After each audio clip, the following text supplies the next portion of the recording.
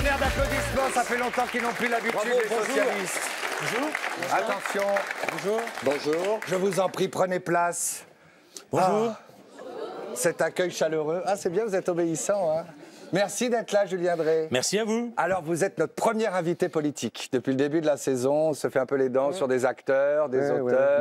N'oublie pas, tu parles de rien. Oui, de rien. Il y a Frédéric Mitterrand quand même. On a reçu Frédéric Mitterrand. Oui, mais Frédéric Mitterrand, c'est aussi de la télé, c'est un écrivain. Mais les acteurs, c'est des hommes politiques aussi. Aussi, ils jouent. Et les hommes politiques aussi sont des acteurs. Ou des actrices. Eh bien voilà, l'émission est terminée, nous avons dit l'essentiel. Première question, Julien, pour aller à l'essentiel. Comment ça va?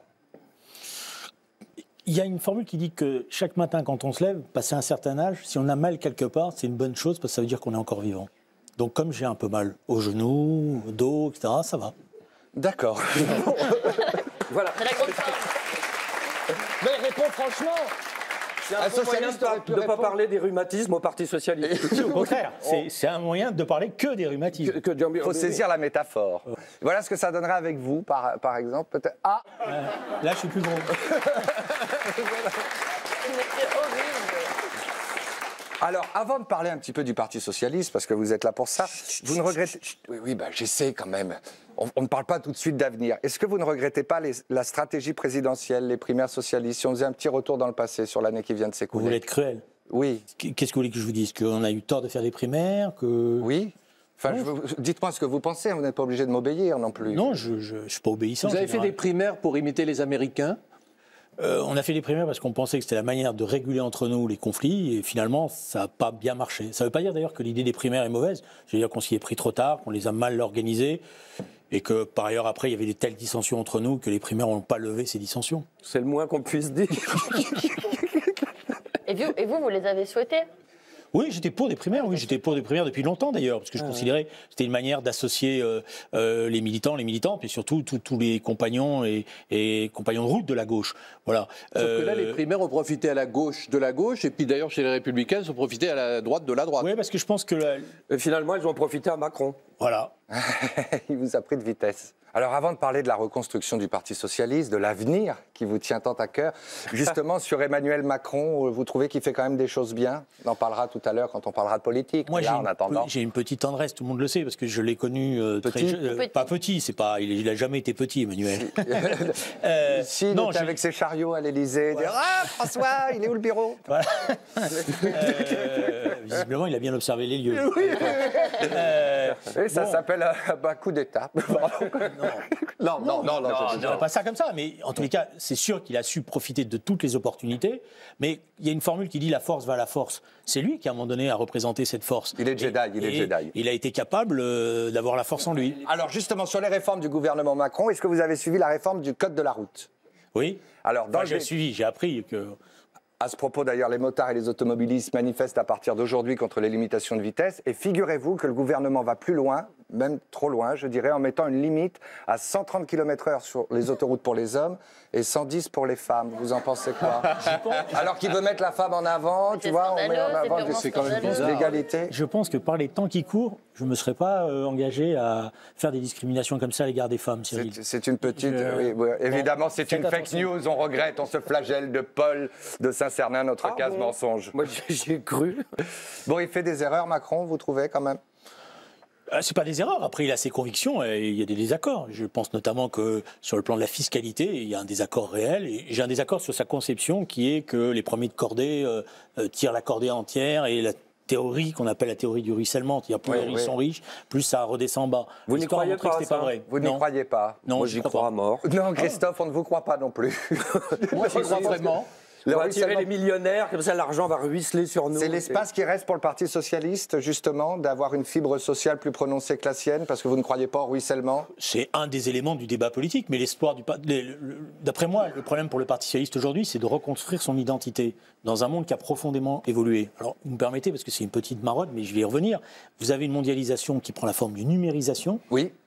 Il le disait à Davos. Avec aujourd'hui des multinationales qui ne payent pas d'impôts, qui vous utilisent, qui vous exploitent. Vous êtes un algorithme. et elle ne vous rémunère pas. Un des combats du Parti socialiste, c'est justement d'obtenir la rémunération de ces algorithmes, c'est-à-dire de faire qu'il y ait une dotation universelle qui soit donnée à tous les jeunes sur la base d'une taxation de ces multinationales. Ah, c'est vrai, vous voulez aussi donner 50 000 € à tous les jeunes à l'âge de... Oui, c'est bien, ça donne envie de voter pour lui quand on est jeune. C'est comme ça qu'on devient populaire. Mais on est jeune jusqu'à quel âge? Il y aura des sessions de rattrapage. Bon. Juste pour bien comprendre, tous les jeunes de 18 ans vont toucher 50 000 €. Moi, j'ai formalisé ça comme une proposition parce que je trouve que c'est... Peut-être 50 000 francs, peut-être. C'est un beau geste. Ancien franc. Oui, non, c'est un beau Comme geste. le Parti socialiste ne sera jamais au pouvoir, vous pouvez dire n'importe quoi. Attendez. Vous savez, la journée de 8 heures, quand ça a commencé, tout le monde pensait qu'elle n'aurait jamais lieu. Oui, exactement, vous la avez semaine de bien raison. 35 heures, pendant des années, on s'est battu, elle n'a jamais lieu. L'utopie d'aujourd'hui devient souvent la réalité de demain. Victor Hugo. Voilà, merci. Vous luttez contre, finalement, il y a cette espèce de mythe généré partout. La Silicon Valley, les start-up, c'est l'avenir, c'est extraordinaire. Et vous vous dites non, les start-up, finalement, elles ne règlent pas les problèmes sociaux. C'est ça que vous Non, nous je dites. dis simplement d'accord au progrès, mais le progrès, faut leur mettre il est la partagé. pression intelligemment. Donc, elles font beaucoup d'argent. Grâce à nous, grâce à ce data, ces big data, c'est normal qu'il y ait une redistribution. Et là, vous rejoignez un peu Hamon quand il parlait du revenu universel pendant la campagne. Entre autres, j'ai repris cette idée qui n'était pas une mauvaise idée d'après moi. Ça avait piqué les idées d'Hamon. Mais la bonne, vous savez, Coluche m'avait dit un jour, quand j'étais jeune, que je faisais SOS Racisme, il m'avait dit la bonne idée, c'est pas celui qui l'a, c'est celui qui la réalise. On fait quelque chose, ouais. Vous l'aviez vu venir un peu, Macron, franchement. Je l'avais vu venir, honnêtement, j'avais vu ses qualités, puisque j'avais dit à François Hollande à l'époque, parmi tous ceux qui travaillaient avec lui, je pensais que la pépite, c'était lui, et qu'il fallait lui donner encore plus de responsabilités. Je ne pensais pas, il a eu ce culot-là, il faut être honnête, qu'il était programmé pour gagner cette présidentielle-là. Est-ce qu'on peut dire que vous l'avez formé un petit peu, Emmanuel Macron? Non, il n'avait pas besoin d'être formé. Est-ce que vous ne pensez pas, je voulais vous poser cette question, reparlons du Parti socialiste, tant pis. Ça y est, tu te lâches. Que le Parti socialiste a quand même la Shkoumoun qui... Par exemple, là, la taxe d'habitation va être supprimée et le Parti socialiste choisit ce moment pour vendre le siège du Parti socialiste. Ce qui est quand même... oui, quand alors qu'ils auraient pu faire un viager. Oui. Viager. C'est-à-dire, vous ne voyez pas venir les choses. Et puis, vous avez déclaré, alors là, moi, j'ai pensé à tous les socialistes. Alors, allez-vous être candidat ou pas? Ça, on s'en fout. Mais vous avez déclaré... Vous avez raison. J'essaie de construire quelque chose d'intelligent. Est-ce que l'intelligence va l'emporter? On voit que vous doutez quand même. Mais c'est un doute existentiel. Le doute est un bon oreiller pour une tête bien faite. C'est un doute. Mais vous savez qu'il y avait un article dans le JDD. C'est un doute existentiel parce que dans le monde dans lequel nous vivons, c'est pas souvent l'intelligence qui l'emporte. Non, surtout au Parti socialiste en ce moment. Entre autres. Non, mais c'est vrai que dès que vous faites une réunion à plus de 1, vous vous engueulez. 1,5. 1,5, voilà. J'ai lu dans le JDD un article assez curieux en 2014. Tu lis le JDD, J'ai beaucoup travaillé. Non, mais attendez, j'ai lu toute la collection du JDD depuis 2010 pour Julien Drey. Et en 2014, il y avait alors, un tu commentaire... sais qui a tué le petit Grégory alors. Oui, donc il paraît qu'il a été libéré. Enfin bref. Donc alors, j'ai lu un texte assez intéressant sur vous qui disait Julien Drey en finira-t-il jamais, c'est très mal écrit mais c'est le JDD, c'est normal, Julien Drey en finira-t-il jamais d'être entravé par les tourments de son intelligence? Mais moi, il y a en vous quelque chose de tortueux, Julien Drey. Bon, je pense qu'il est rattrapé par ses émotions. Je pense qu'au fond nous-mêmes, nous avons tous quelque chose de tortueux. Voilà. J'ai pensé quelque chose de ténétique.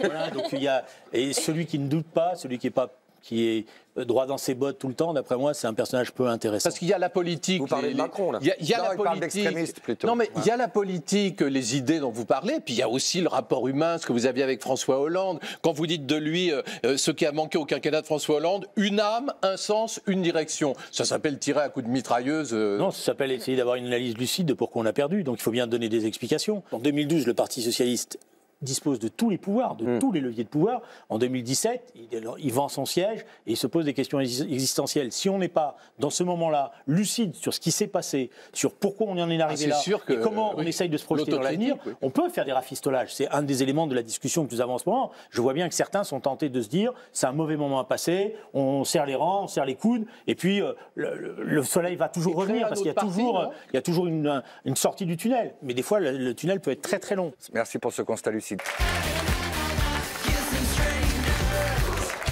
Le principe est très simple, mon cher Julien, vous êtes concentré. 3 cases dans le cerveau, une case réflexe pendant 1 minute 30, des questions rapides, vous n'avez pas le temps de réfléchir, vous répondez avec le cœur, ça vous va bien. Une case émotionnelle et peut-être une question intellectuelle. Qu'est-ce qu'il y a à gagner ce soir pour vous? Il y a un verre de lait de jument qui, Vrenier, n'a pas fini la semaine dernière, mais vu le prix à la production, ne voulait pas le jeter. Donc si vous... Ou une montre pompier pour s'ajouter à votre collection. La montre pompier. Non, vous voulez donc le verre de lait de jument? Non, la montre pompier. Ah, vous voulez le... D'accord, très bien. Il manque à ma collection, vous m'avez dit. Ah bah peut-être. Voilà. Alors, petite règle cette semaine, parce qu'il faut savoir se renouveler, vous avez 1 minute 30 pour répondre, et chaque chroniqueur a le droit à une intervention s'il veut que vous développiez la réponse. Attention, c'est parti. Tu préfères manger pendant 1 an le même plat ou avoir une perruque violette? Manger pendant 1 an le même plat. Franchement, Macron, il a ringardisé tout le monde, non? Oui. Votre plus grand regret, ne pas avoir suivi Macron ou avoir cru en Hollande? Joker. Ah, alors, j'aimerais que... Il n'y a pas de joker dans cette émission. J'aimerais que pour une fois, vous J'essaie d'inventer des répondiez... règles. Oui, il n'y a pas de joker. Bon. Vous l'appelez un ami? Ah oui, oui. Non, alors pardon? Vous voulez appeler un ami? Est-ce que vous en avez Justement, encore j'en ai au appelé un. PS? Visiblement, en reparlant le reportage, j'ai pas que des amis. Attention, on continue. Vous avez proposé que Google, Facebook, etc. donnent 50 000 € à tous les Français à leurs 18 ans. C'est Trotsko ou Démago? Non, c'est Trotsko. Vous pensez toujours que les députés devraient être payés 9 000 € par mois? C'était un alors attention, parce que je m'excuse de le dire, c'est pas ils sont payés 9 000 €. C'était une manière de recalculer les indemnités, parce que la somme, elle était déjà là. Donc on n'augmentait pas le salaire des députés. D'accord. Plutôt gauche caviar ou gauche pétard? Gauche pétard, même si j'ai jamais fumé de joint. Pause. Ah, ouais. Vous êtes pour la légalisation du cannabis? Totalement. Et qu'est-ce que vous avez contre le caviar? Je vous raconte. On va interdire le caviar et légaliser le Je vais pétard. vous raconter une anecdote. C'était il y a longtemps. Un jour, on va dans un séjour avec un ami, puis on s'achète une boîte de caviar de 50 grammes. Là, on met la totale. Et on Ah bah était voilà, tellement- maintenant tout est assumé. Et on a totalement été malade que depuis, le caviar n'est pas mon truc. Ah, c'est dommage. Merci. Ah ouais. On continue. Entre un dîner en tête-à-tête avec Delphine Bateau et arrêter le gluten, vous choisissez quoi? Arrêtez le gluten ce jour-là. Et entre un week-end à Marseille avec Mélenchon et une interview par Valérie Trierweiler. Mélenchon. Votre insulte préférée? Purée. Purée? Ah oui, c'est quand même... ouais. Quelqu'un veut intervenir? On est choqués. Non, la langue de Le bois, ça siège. suffit. Ça pense Alors, c'est au- connard. Un connard, voilà. Et puis en me regardant, c'est sympathique. Voilà. Et il a fait de faire pause, moi. On continue. Alors, vous avez dit le PS n'a pas besoin d'un homme providentiel, mais d'un projet politique solide. Mais c'est quoi votre projet? 50 000 €. 50 000 €. En 2007, vous disiez le parti doit changer ou mourir. Vous avez eu tort d'avoir raison trop tôt? Non, ça prouve que j'ai une continuité dans les idées. Au classement de la Ligue 1, Saint-Etienne est en quelle position? Je suis pas stéphanois. Alors, on s'est bien marré. Vous concluez souvent vos phrases comme ça. Oui, c'est vrai. Vous pouvez dire une chose positive sur Manuel Valls, sauvé par le gong. Alors là, Vous avez eu beaucoup de bol. Un signe de Dieu. mais ça c'est bien. Alors là, oui, mais dites un truc positif sur Manuel Valls. Le gluten. Parce que c'est lui qui a mis à la mode le fait de manger sans gluten. Ah bon, c'est Manuel Valls? Ah, Non, ouais, parce bravo qu'il a Manu. fait- Si on avait su ça plus tôt, vous Il a auriez fait un gagné les truc bien et primaires. on le savait pas. C'est dommage. Mais non, en plus c'est une connerie. Bon, alors vous avez bien Quoi, de répondu. manger sans gluten ou Mais enfin c'est une mode, arrêtons. Ah, j'en sais rien, moi je mange On normal. voit que vous mangez pas sans gluten Voilà, en tout exactement. cas. Je me prépare à vous la donner. Non, c'est pas gentil. Vous avez répondu. C'est pas gentil Franchement, pour on me dit que Manuel vous Valls. avez gagné cette montre. Est-ce qu'on peut... Et le verre de lait de jument. Voilà. Bon ben voilà, avec C'est celle-là vraiment- vous n'aurez pas de problème. Si j'aurais un problème avec les yeux, parce que c'est petit pour voir l'heure. hein. Oui, Bon, ben, est-ce qu'on peut bon. l'avoir en plus gros? On a Voilà. des relations. Alors, une cas montre- émotionnel. Une montre d'enfant et un verre de lait. Je crois qu'on infantilise notre invité un petit peu. Pas du tout. Le PS repart de zéro. Donc il a tout l'avenir devant lui. Voilà, il a l'avenir devant lui. Alors, cas émotionnel, dans Baron Noir, François Morel interprète un personnage inspiré par Jean-Luc Mélenchon et Cadmerade inspiré par vous. Et dans l'épisode 7 de la saison 2, regardez ce que Morel-Mélenchon dit de Mérad Drey. Philippe, c'est un affectif. C'est ce qui fait tout son charme, d'ailleurs. Mais il est incapable de tourner la page quand quelque chose est terminé. Il est, attends, comme on dit mon fils, old school. C'est un nostalgique, c'est un mélancolique. Alors, en poésie, en musique, ça donne des choses merveilleuses. Mais en politique... Alors, Qu'est-ce que vous voulez que je vous dise bah, D'abord, parlez moi, avec je votre voudrais- cœur, là, la case émotionnelle, Non, la je voudrais description. juste vous dire, parce que j'ai bien lu les articles qui faisaient des rapprochements. C'est vrai que les scénaristes se sont inspirés, notamment Éric Banzekri, de leur vie politique. Donc il y a des traits qui retrouvent des histoires qu'il a connues. Mais les personnages, c'est pas la reproduction exacte des personnalités. Et vous êtes quand même un tendre, un affectif. Alors, je suis un tendre, je suis un affectif. Vous faites passer l'amitié avant l'ambition. Ça vous a porté tellement préjudice. Et on sait qu'en politique, c'est un gros problème d'être un tendre. Qu'est-ce qui te prend tout d'un coup? Non mais T'as fumé? non, je prends pas ça. Je prends pas ça comme des reproches. Chacun choisit sa vie comme il l'entend. En tous les cas, dans notre pays, c'est déjà une grande conquête. Moi, l'amitié, pour moi, c'est une vertu cardinale. Celui qui m'a le plus appris ce que c'était que l'amitié, c'est François Mitterrand. Voilà. Et donc, pour moi, c'est quelque chose d'essentiel. Et je préfère ne pas décevoir un ami que de l'écraser pour faire carrière. Mais les valeurs de l'amitié. En politique, c'est possible, ça, d'avancer comme ça? Vous en avez un en face de vous. Bah oui. C'est pour ça qu'ils n'ont pas d'amis. Mais si, lui, il a des amis. Voilà, Oui, et c'est pour ça qu'il n'y arrivera jamais. Alors, je voudrais finir par Je serais arrivé à une chose qui est le plus important pour moi. C'est que le jour où on me fermera les yeux, j'espère le plus longtemps possible, eh bien, les gens qui ont été avec moi, qui ont été les compagnons, diront, je l'espère, c'était un type bien. Ouais. Vous avez eu beaucoup d'influence quand même. Sans parler du Baron Noir, vous avez quand même Il y a eu des moments où j'ai pu peser sur un certain nombre de choses. Il y a eu des moments où j'ai pioché dans le désert, comme on dit. C'est la vie politique. Alors, vous dites que vous n'êtes pas le Baron Noir, mais à la section PS de Conflans-Sainte-Honorine, ils ont fait ça quand même. Vous aimez le Baron Noir, venez le rencontrer en vrai. Rendez-vous le 3 février à la section. Bon, tout le monde sait où je serai le 3 février. Voilà. Je leur ai proposé de changer la photo, parce que je trouve que... Bon. Non, mais c'est vrai vous ressemblez un peu à Jospin, c'est inquiétant, oui, en effet. Mais la vraie info, c'est qu'on apprend qu'il y a encore une section PS à Conflans. Oui, ville de Michel Rocard. Oui, Michel Rocard, quand même, qui était une figure emblématique du Parti Socialiste, qui était maire de Conflans-Sainte-Honorine, si je ne m'abuse. Est-ce que quelqu'un a une question intellectuelle pour Julien Drey qui a J'ai essayé, en tout cas, donc j'ai fait des efforts. Alors, j'ai une question. Il y a un grand homme politique français qui s'appelle Jacques Chirac, qui a dit « Bien sûr que je suis de gauche, je mange de la choucroute et je bois de la bière ». Alors, c'est quoi être de gauche pour vous? C'est en permanence et tout le temps se battre pour l'égalité, pour la justice. Et c'est pas boire de la bière? Ça peut être, à un moment donné, dans une réunion, boire de la bière. Voilà. C'est pour l'égalité Et des saucisses. Non. La choucroute, je ne suis pas un fan. Et vous comprenez pourquoi en me regardant. Non, mais pas du tout. Mais moi, je vous trouve très svelte. Je vous trouve plus mince que François Hollande. Alors,